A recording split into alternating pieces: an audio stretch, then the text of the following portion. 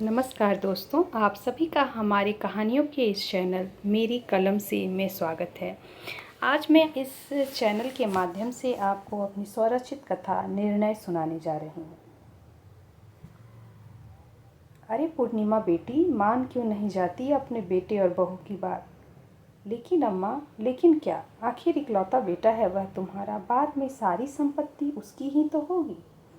अम्मा आप सो जाओ, काफ़ी रात हो गई है, आपकी तबीयत बिगड़ जाएगी। पूर्णिमा जी अपनी 80 वर्षीय वृद्ध सास से इस विषय पर और बात नहीं करना चाहती थी। अम्मा तो सो गईं, लेकिन पूर्णिमा जी की आंखों में नींद नहीं थी। वह अतीत की स्मृतियों में खो गईं। आज से 25 वर्ष पहले जब उनके ससुर जी की मृत्यु हुई थी, तब से लेकर आज तक उन्होंने अम्मा को ऐसे सहेज कर रखा था जैसे वह उनकी सास न होकर कोई छोटी बालिका हो। उम्र के इस पड़ाव पर जीवन साथी को खो देने के बाद यदि बच्चे साथ ना दें तो अकेलेपन का यह दंश जीवन को कितना कठिन बना देता है, इस बात को अच्छी तरह समझती थी पूर्णिमा। इसलिए उसने अम्मा को आज तक किसी भी बात की कोई कमी नहीं होने दी। पूर्णिमा के पति रमेश जी एक सरकारी बैंक में मैनेजर थे। दोनों का इकलौता बेटा था सौरभ। माँ बाप ने बड़े ही प्यार से उसका पालन पोषण किया था। सौरभ के MBA कंप्लीट करते ही एक अच्छी कंपनी में उसकी नौकरी लग गई।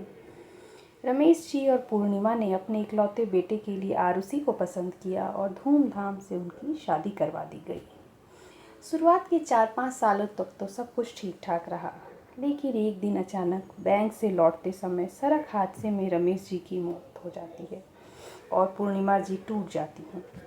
कुछ दिनों के बाद एक दिन सौरभ और आरुषि पूर्णिमा जी के कमरे में आते हैं और आरुषि कहती है कि माँ, मैं यह सोच रही थी कि क्यों न यह घर आप मेरे नाम कर दें और बैंक अकाउंट वगैरह की जिम्मेदारी आप सौरभ को देकर निश्चिंत हो जाएं। पूर्णिमा जी यह सब सुनकर सन्न रह जाती हैं, लेकिन फिर खुद को संभालते हुए स्पष्ट शब्दों में मना कर देती हैं। बेटे और बहू के कमरे से जाने के बाद पूर्णिमा सोचने लगती है कि कितने अरमानों का गला घोंटकर, कितनी लगन से मैंने और मेरे पति ने यह घर खड़ा किया, और आज मेरे पति के जाते ही यह बच्चे मुझे मेरे इस अधिकार से भी वंचित करना चाहते हैं। ऐसे स्वार्थी बच्चों का क्या भरोसा कि मैं अपना घर उनके नाम कर दूं और कल को मुझे ही अम्मा को लेकर दर दर की ठोकरें खानी पड़े। लेकिन उस दिन के बाद से ही आरुषि का व्यवहार पूर्णिमा के प्रति बदलने लगता है। अब तो वह उन्हें बात बात में ताने देने और ऊंची आवाज़ में बात करने से भी परहेज नहीं करती। सौरभ भी उसे कुछ नहीं कहता। पति की असामयिक मृत्यु से दुखी पूर्णिमा जी बेटे बहू के व्यवहार से और टूट जाती हैं। आज अपना ही घर उन्हें पराया सा लगने लगता है। इसी बीच एक दिन अम्मा भी भगवान को प्यारी हो जाती हैं। पूर्णिमा जी उनके अंतिम संस्कार और सभी रीति रिवाजों से निपटने के बाद एक दिन अपने बेटे बहू को बुलाती हैं और कहती हैं कि यह घर और सारी संपत्ति मैंने ट्रस्ट के नाम कर दी है। 1 महीने के अंदर ही यह घर एक वृद्धाश्रम में तब्दील हो जाएगा और मैं अपना बाकी समय अपने हम उम्र लोगों के साथ बिताऊंगी। तुम लोग 1 सप्ताह के अंदर अपने लिए कोई व्यवस्था कर लो।